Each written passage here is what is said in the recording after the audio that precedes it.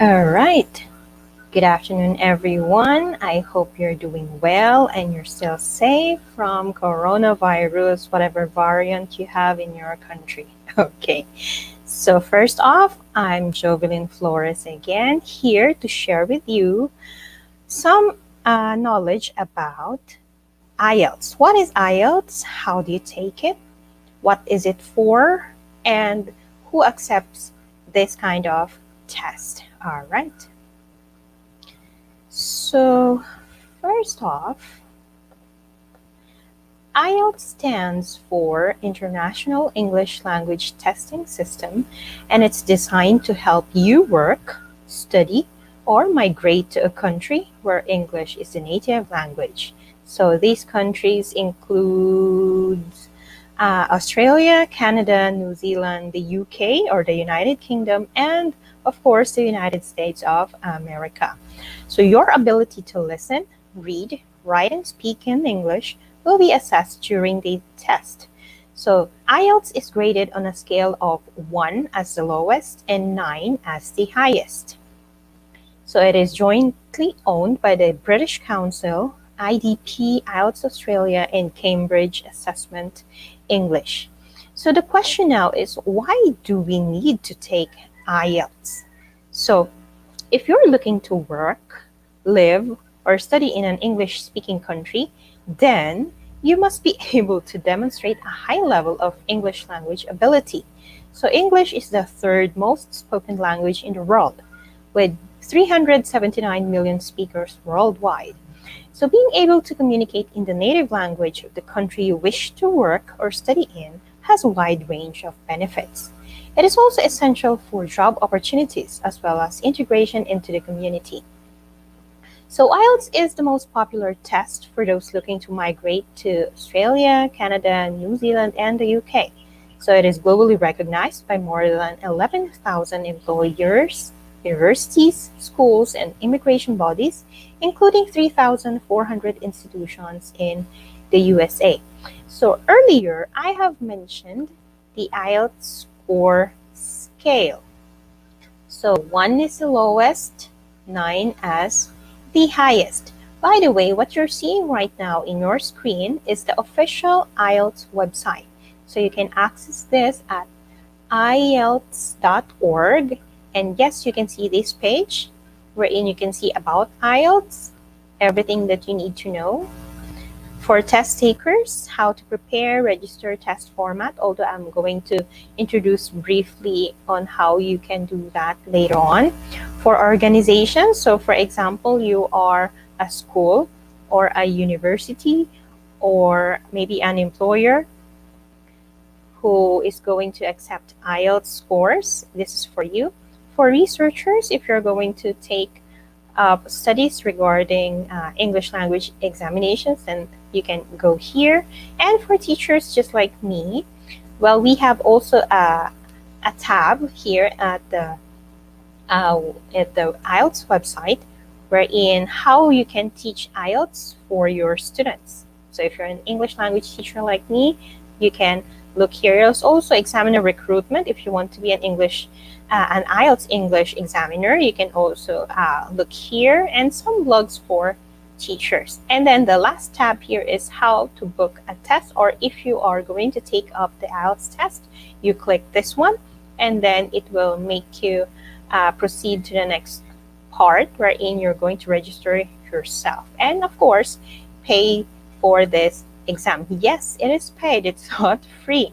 So for those who are interested in studying abroad or working abroad, yes, IELTS is a paid English language test that you need to take up before you go there, or before you're even accepted to go there. So going back to the IELTS score scale. All right. So they have here 9 bands. So 0, of course, if you got a 0 band, that means you did not attempt the test. You just registered, you paid for it, but you did not go to the testing center or have taken any exam, whether it's listening, reading, speaking, or writing. So you did not answer the questions. That's 0 automatically. I don't know if they do refund if you have for no show. I think there's none. So you need to check that out on this website. Number 1. So if your score is 1 overall, that means you're a non-user. So it means the test taker or you has no ability to use the language except a few isolated words. So I doubt, especially Filipinos who have been studying for how many years. The English language is our second language, so I don't know if you can get 1. I mean, that's too much. Okay. Number 2, if you receive 2 or band 2 overall, that means you're an intermittent user. So the test taker has great difficulty understanding spoken and written English. Number 3, that means you're extremely limited user. So you can convey and understand only general meaning in very familiar situations. There are frequent breakdowns in communication. So that means you can understand, but the level of your conversation is too low. Okay? So that's extremely limited. If you receive the band score of 4, that means you're limited user. So that means you have the basic competence, but this competence is limited to familiar situations. So that you usually show problems in understanding and expression. They are not able to use complex language. So if you receive this score, that's the interpretation. If you receive 5, so 5 is not really an ideal score, but we can consider it like an average score, to be honest. So if you got 5, that means you're a modest user. So you have partial command of the language and copes with overall meaning in most situations, although you are likely to make many mistakes. So you should be able to handle basic communication in your own field, but still there will be some miscommunication or misunderstanding along the way. When you receive competent. So as a test taker, you have an effective command of the language despite some inaccuracies, inappropriate usage, and misunderstandings. You can use and understand fairly complex language, particularly in familiar situations. If you got 7, so most scores from my students in Mongolia and in the Philippines, mostly they get 7 on the average scale. 7 means you're a good user. So it means, as a test taker, you have operational command of the language, though with occasional inaccuracies, inappropriate usage, and misunderstandings in some situations. So generally, you can handle complex language well and understand detailed reasoning. So 8. So band 8, yes, this is a good score. If my student get an 8, they're usually crying. So that means, or the interpretation for band 8 means you're a very good user. So the test taker has fully operational command of the language with only occasional unsystematic inaccuracies and inappropriate usage. They may misunderstand some things in unfamiliar situations. They handle complex and detailed argumentation well. For 9, well, that means expert. So as a test taker, you have full operational command of the language. So your use of English is appropriate, accurate, and fluent. That means you show complete understanding of the language. All right. So I hope those 9 bands are going to be clear if ever you are interested in taking up IELTS, whether it's this month, this year, next year, or 5 or 10 years from now. You never know. So, but Miss Flores, what IELTS score do I need if I want to go to, for example, I want to study in a university in Canada? Well, it depends on University of Canada, for instance. What is their IELTS score range? Yes, they have a range. So that means the minimum score that they will be accepting, for instance, is 5.5 overall without any band below 5. Sometimes they do that. Or for some highly recognized universities, for example, Harvard University, some of them might demand like minimum of 6 overall without any scale below 5.5. So I have checked some of the schools or universities' websites, and they have a range. Of course, if you got an IELTS score band worth 8 and above, well, you don't have to worry about anything. Okay.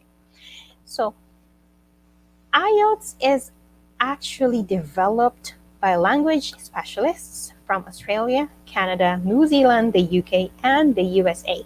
And as I have mentioned earlier, the test covers 4 sections: listening, reading, writing, and speaking. Let me share my screen.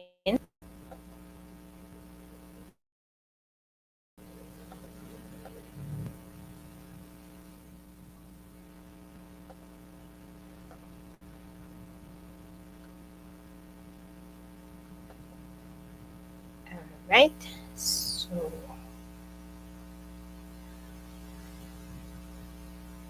let's wait for it to load. All right, so let me share this with you guys so that you can see it for yourself whether you are ready for IELTS or not. All right. So we have 2 types of IELTS, as you can see on your screen. So it's academic and general training. They almost have the same purpose, but I will clarify this now. Mostly if you're a student, most universities abroad, especially America or Canada or Australia, prefers IELTS Academic. They generally require that. If you're going to work or migrate in these English-speaking countries, they will require you to take IELTS General training. But for example, you are an English teacher like me and going to take a license or a teaching license, say in Canada, you will be required to submit IELTS Academic. All right. So again, your IELTS test will depend on who is accepting or which institution are you applying to. So make sure you research on that first before you take up IELTS. Otherwise, you might have to take both IELTS Academic and General Training, and that's a waste of money and time for you guys. All right. So going back to the test format. All right. So the listening, reading, and writing sections of IELTS tests are completed on the same day. All right. My background right now is a thundering sound because it's going to rain soon. Okay. So again, listening, reading, and writing sections are completed on the same day with no breaks in between. So you have to be physically and mentally ready for this, guys. The speaking section can be completed up to a week before or after the other tests. So the total test time is 2 hours and 45 minutes, including the speaking section. All right. So let's see first how they conduct the IELTS test format. So let's start with listening. So for listening, if you can see my screen right now, listening and speaking, they're both the same for IELTS Academic and IELTS General Training. But when it comes to reading, it's different for academic and general training. Same thing with writing. Okay, so let's go first to the listening. The test format for listening is overall 30 minutes. So you will be hearing 4 recordings. There's specific a description for each recording. So for instance, recording 1, this is a conversation between two people set in an everyday social context. Recording 2, it's a monologue set in an everyday social context. For example, it's a speech about local facilities. The third recording is going to be a conversation between up to 4 people set in an educational or training context. For instance, it's a university tutor and a student discussing an assignment. And the last recording is a monologue on an academic subject. Sometimes it's a university lecture. So mostly assessors will be looking for evidence in your ability to understand the main ideas and detailed factual information, the opinions, the attitudes of speakers, the purpose of an utterance, and evidence of your ability to follow the development of ideas. All right. Next is the academic reading. All right. For academic reading, it's mostly 60 minutes. Same thing with general training reading. So for academic reading, it has 40 questions. Mostly, it includes reading for gist, reading for main ideas, reading for detail, skimming, understanding logical argument, and recognizing writer's opinions, attitudes, and purpose. So mostly, this includes 3 long texts, whether it's descriptive, factual, discursive, or analytical. You will never know until it's your testing day. Okay. So mostly these are taken from books, journals, magazines, and newspapers. So they have been selected for a non-special audience, but are appropriate for people entering university courses or seeking professional registration. So for 1 hour, you're going to answer 40 questions for academic reading IELTS. For general training, same time, same number of questions, but here, the kind of texts that you will be reading will be from books, magazine, newspapers, notices, advertisements, company handbooks, and guidelines. So these are mostly materials you are likely to encounter on a daily basis in an English-speaking environment. Mostly the reading test will include almost the same purpose as the academic reading. Okay? Moving on to academic writing. Why writing? Okay. So same thing for academic and general training writing. So this is good for 60 minutes. So for academic writing, you will have to do 2 tasks. The first task, you'll be presented with a graph, table, chart, or diagram and asked to describe, summarize, or explain the information in your own words. So you should be able to describe and explain the data, describe the stages of a process, how something works, or describe an object or event. Okay, so mostly that is worth, you need to write 250 words, say in about, I don't know. For task 1, you need to write 150 words. I'm sorry, stand to be corrected. So for task 1, it's 150 words. Ideally, you should be able to finish this within 20 minutes because this is only 1 hour. And yes, you need to write 2 things. For task 2, you will be asked to write an essay in response to a point of view, argument, or problem. So most of the responses require you to be in formal style. So for task 2, you need to write minimum or roughly 250 words within 40 minutes. Okay? So take note about this highlighted one. Okay, so I'll just read it for you verbally or word for word. Answers must be written on the answer sheet and must be written in full. Notes or bullet points are not acceptable as answers. Test takers may write on the question paper, but this cannot be taken from the examination room and will not be seen by the examiner. That's why most of my students or those who are taking IELTS reviewer with me, I keep on telling them that it's okay to write a draft, but you need to do it like very fast, and don't work on your draft. Work on your final output that you will be submitting to the examiner. Okay, draft don't count. On the other hand, general training writing is also 60 minutes. Okay, there's also 2 tasks, but it's quite different. So for task 1, you're going to be presented with a situation and asked to write a letter requesting information or explaining the situation. The letter may be personal, semi-formal, or formal in style. All right. Next is, all right,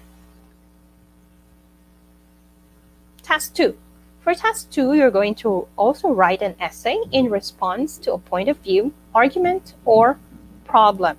So in contrast to the academic writing, this can be fairly like personal in style. You can use I or you, unlike the academic writing wherein you mostly use third person pronouns. Okay, so same thing with the academic writing. You must write your answers in the answer booklet if you're taking the paper format, or on the like space provided if you're taking computer-based IELTS. So notes or bullet points in whole or in part are not acceptable as answers. Okay, so you should write your answer on the question paper. On the answer sheet. You may write on the question paper, but this cannot be taken from the test room, so you will leave it behind and it will not be seen by the examiner. So mostly the room examiner will just throw it away. It will not be checked. Okay, I hope that's clear. The last part, and mostly the section wherein my students are like failing. Yes, some of them are failing the speaking test for some reason or the other. Mostly it's because of nervousness. Okay, but with given practice, I hope you can overcome nervousness when it comes to speaking. For the speaking, so mostly it will take 11 to 14 minutes overall.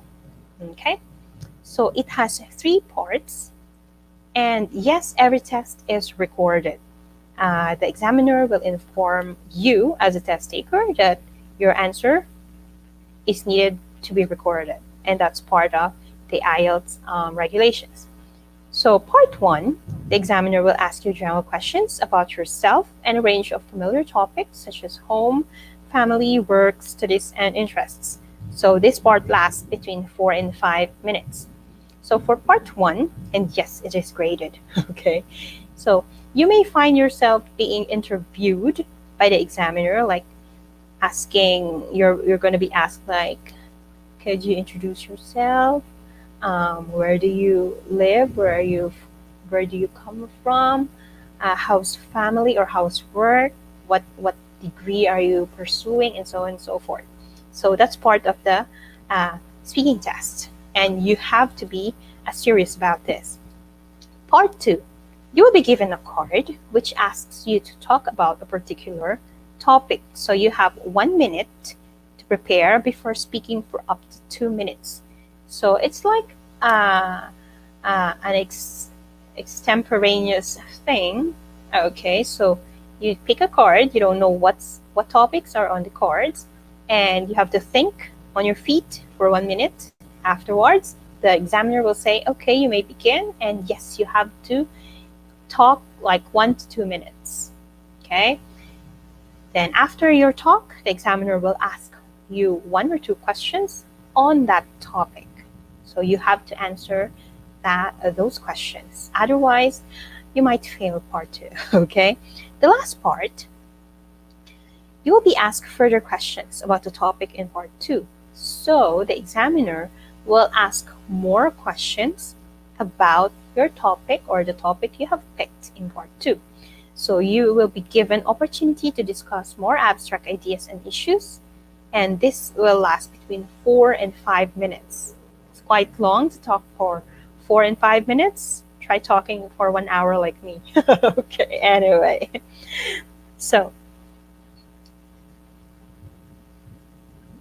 all right. So as I have mentioned, part one, it's just like an introduction and interview. Part two, it's the long term, wherein you'll be given 1 minute to prepare, and you will be talking. And after your talk, the examiner will ask 1 or 2 questions. And then part three, this will be like discussion. Okay, so I hope the test format is clear for you guys. Okay, now the question is, how will I register? Okay, so it depends on the purpose of your IELTS. So let me share this screen for you first for a while. It's quite thundering on my area. Thundering. What a word. Anyway. Okay. So you're seeing on your screen right now 3 types of IELTS. First is IELTS for migration. Second, IELTS for study. And third is IELTS for work. Okay. For migration, if you're going to be living in Australia, Canada, New Zealand, or United Kingdom, you need to take this. If you're going to be just studying there, whether it's a bachelor's or master's or any graduate studies or postgraduate studies, then you need to submit or you need to take up IELTS for study. For those who are going to go on these countries for work, so that means you'll be working on working permit, you need to take up IELTS for work. The next part will be how to register. But before that, okay, before registering, what are the things you need to prepare to be able to take IELTS?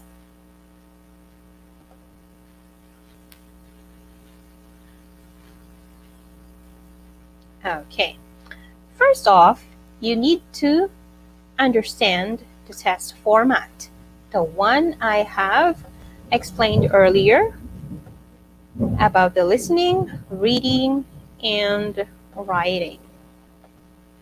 Whether it's academic or general training, you need to understand those test formats. So on the official IELTS website, you can click on for test takers and then find how to prepare, and you will see this on your screen. Okay. They also have IELTS sample questions. So for instance, you haven't taken up IELTS review. Well, there are so many review centers all over the world, and you can take your pick. But if you prefer to study on your own, you can also do that. But I highly recommend that you do IELTS review. It will give you more practice and focus before taking up this test.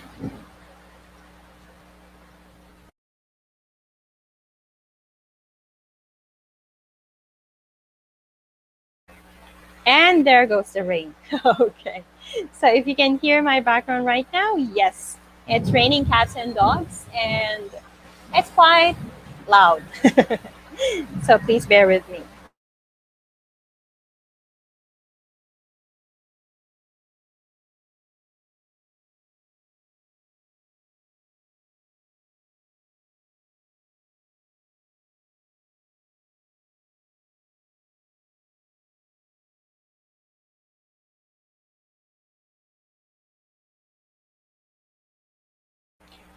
All right.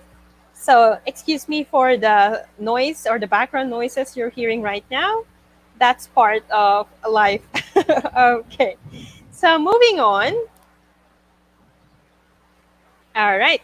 So also on the same web page or on how to prepare, you can also see IELTS progress check. And yes, it's the official practice test. And it's an online practice test marked by IELTS trained and qualified markers. So it can be taken timed or untimed. You will receive feedback, including an indicative overall band score and individual band score for each section. Okay? So, for instance, your IELTS test will be tomorrow. You can take this progress check, or maybe a week before your IELTS test, you can also do this. And there are official IELTS practice materials that you can buy. Yes, you have to buy it, it's not for free. And of course, this is what I've mentioned earlier, consider a preparation course. So you can talk to your local IELTS test center to find out more about this. Uh, if you are a student, for instance, you're a high school or senior student trying to or planning to study abroad, you can go to your school college counselor and ask about IELTS preparation courses. Sorry about that. Okay, it's quite loud. Okay, excuse me for a while.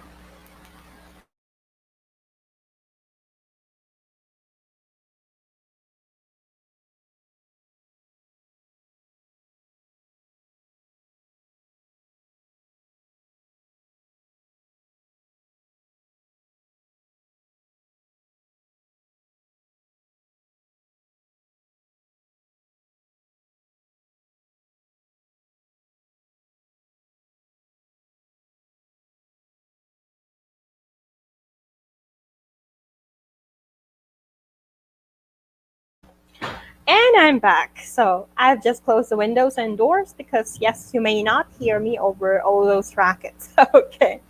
So, anyway, moving on. So you can also click or join on IELTS official Facebook page. You can inquire with like the date and tips, hints, and some updated test quizzes that you can use before you take up your IELTS test. All right.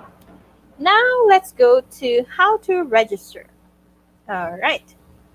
Let me share this quickly with you.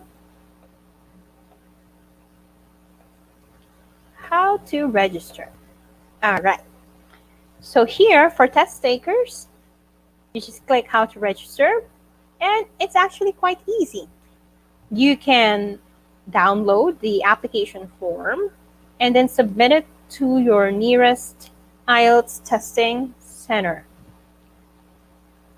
Or you can follow these quick, easy steps. First, you find your nearest IELTS test location.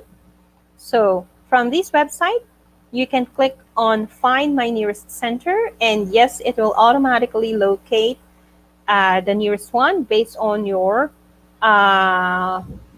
browser location. Okay. Step 2, register for your IELTS test. So as I have mentioned, you can download this printable copy of the IELTS application form. You need to print, complete, and submit it to the local testing center. Don't forget to provide a copy of your valid identity document. So mostly they are requiring passport. Okay? If you don't have passport yet, you can use your school ID or any other valid document deemed in your country. You will also need to present the same identity document on the day of the test. So make sure that that identity document is not going to be lost. Like uh, before or after you take your IELTS. Step 3, your IELTS test is booked. So once your application has been processed, your test center will send you a written confirmation of the date and time of your test. The speaking test, however, can be completed up to a week before or after the other tests. Your test center will advise you on that. So you can click here to contact your local IELTS testing center or download the information for candidates booklet. It's in PDF. All right. So for instance, I will be applying for IELTS. Let me show you. If you click on the web page, book a test, this will show on your screen. Let me share it with you. There. Okay. So once you click this book a test tab, it will show this two choices: IELTS or IELTS for UK VI and IELTS Life Skills. So if you select IELTS, okay, that means it can be accepted for all countries except UK. So this one is a specific IELTS for UK only. Okay, you have to contact the school or the organization you're applying to confirm which type of test you need to take if you're going to be taking UK VI or the life skills. So you need to ask first. So let's go for today's presentation. Let's go to IELTS. All right. So as I have mentioned earlier, you have two choices: academic for those who wish to study at undergraduate or postgraduate levels, and for those seeking professional registration. General training, this is for those who want to migrate to an English-speaking country such as Australia, Canada, New Zealand, or UK. And for those wishing to train or study at below degree level. So if you're going to be studying, for instance, in Canada, some of them don't require IELTS academic. Some of them accept IELTS general training, and you're good to go. So, for instance, my country is Philippines. Oops, sorry, Portugal. Philippines. I'll just need to click find a test location. And it'll be loading, and I'll be sent to IELTS Philippines. So I need to click which city or province I am going to take my exam. So for instance, I'll be clicking Naga. All right.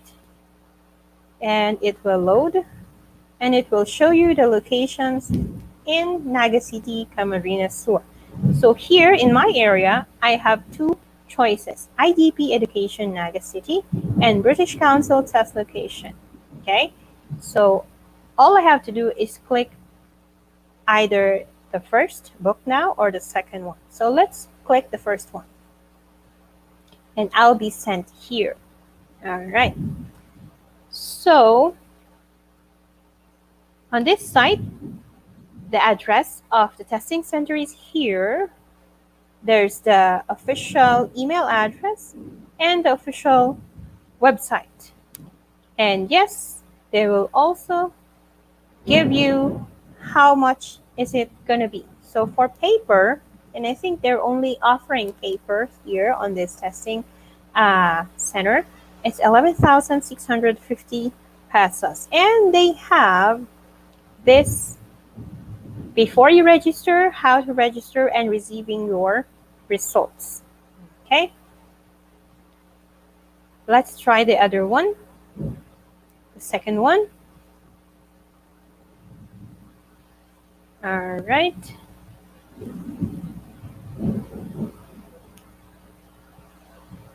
Philippines. Oh, I went back to the first page. Bear with me, guys. All right. All right, British Council. Oh, I think there's only one testing area on my location, and it's the first one. Because the second one keeps on going back to the book a test web or page. Okay. So if, for instance, I have decided to register for IELTS, all I have to do is click this one, register for IELTS on paper, and I'll be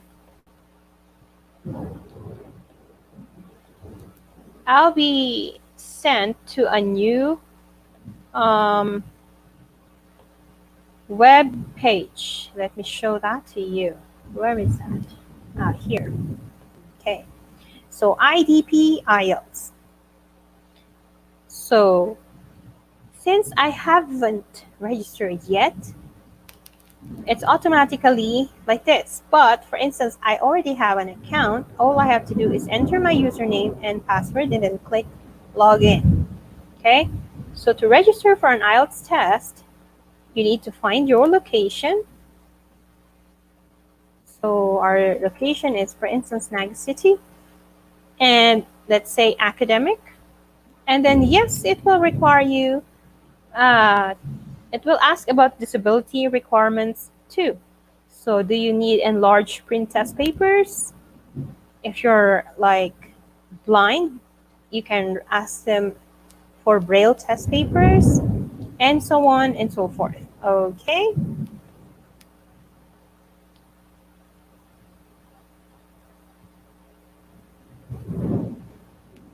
Please select your preferred venue. It's Naga City. And all right. So once you click on the blue tab here, it will show you the available testing dates. So for September, as you can see here, there's a legend, seats available, seats quickly filling, low availability, test not available, selected date. So for September, there's no available testing date. For October, they have October 23rd. So you can choose which date you prefer to take your exam. So it depends on your location. So for this location in Naga City, they only have October 23rd. That's it. Okay. But of course, I'm not going to continue with that because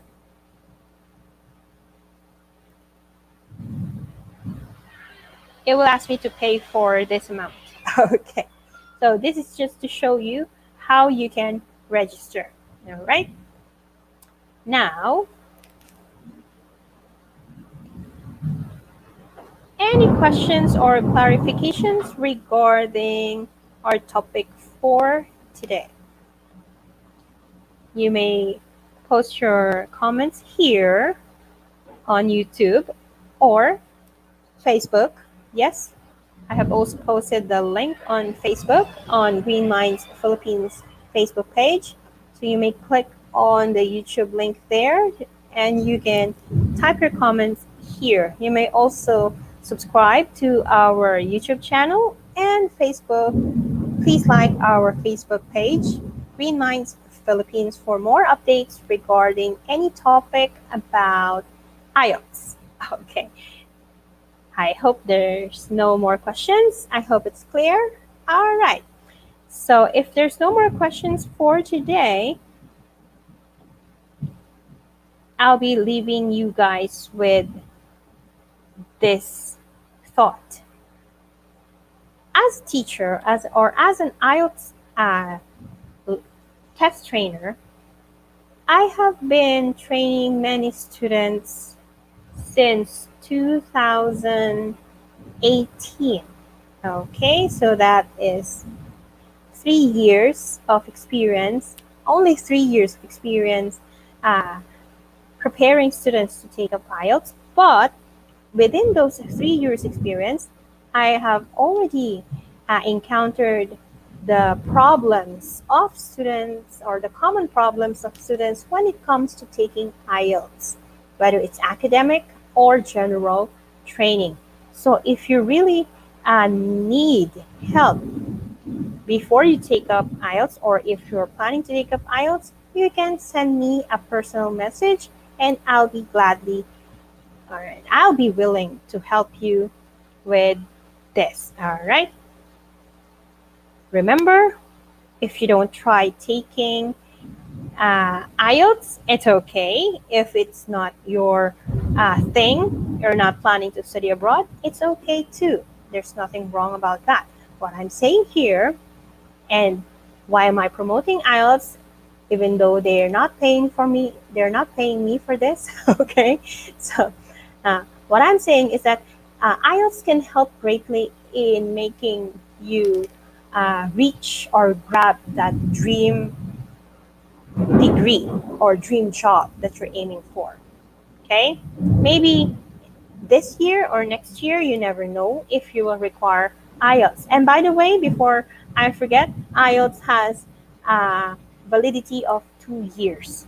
So, for instance, if you're a graduating student this year and you're going to take IELTS, make sure that you will do that like the last month before your graduation.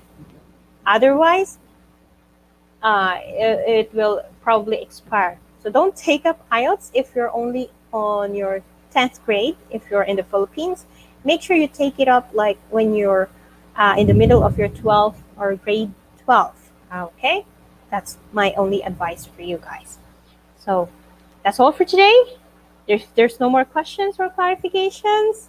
Thank you for your time, everyone. Have a nice day.